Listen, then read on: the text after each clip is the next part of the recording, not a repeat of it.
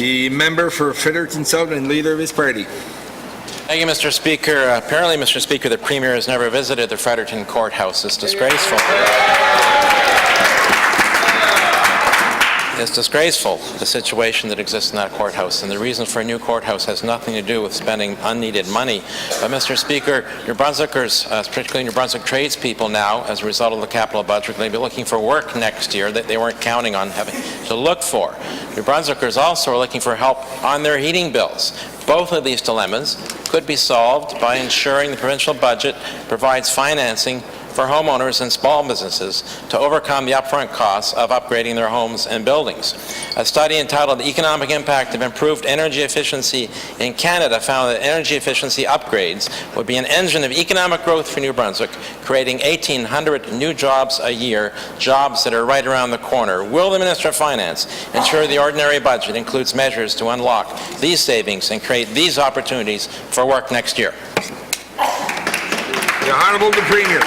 Mr. Speaker, I certainly in looking at energy efficiency projects, we will be pursuing that. It is part of, you know, we have items in our capital budget, we have items in the ordinary budget so that we pursue. It's part of our overall climate initiative to reduce emissions and to reduce the use of fuel of any kind.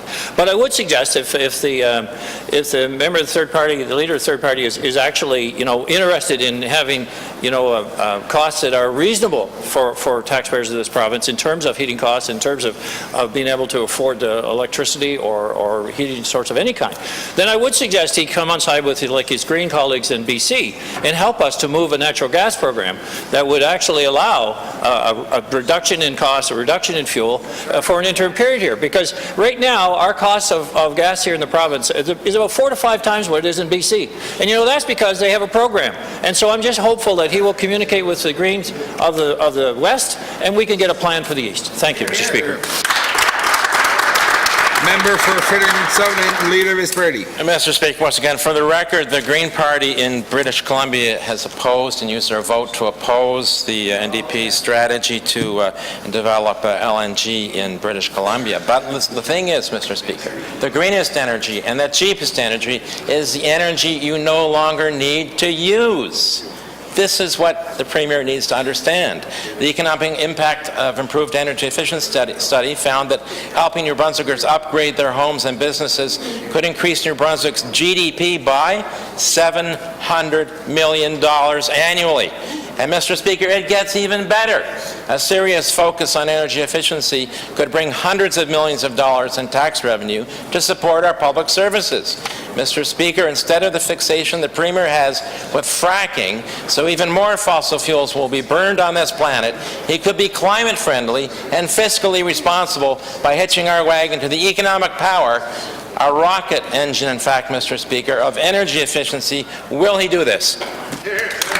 The Honourable the Premier.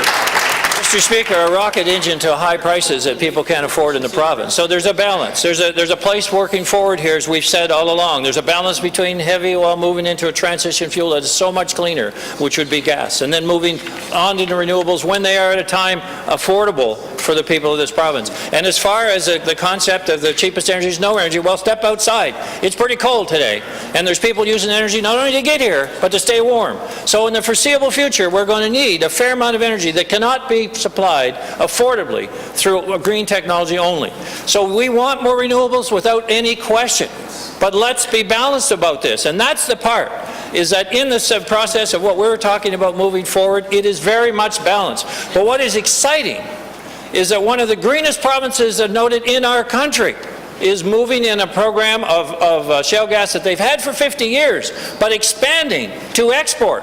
Guess what? We could do that right here in New Brunswick. Let's get on board, Mr. Speaker.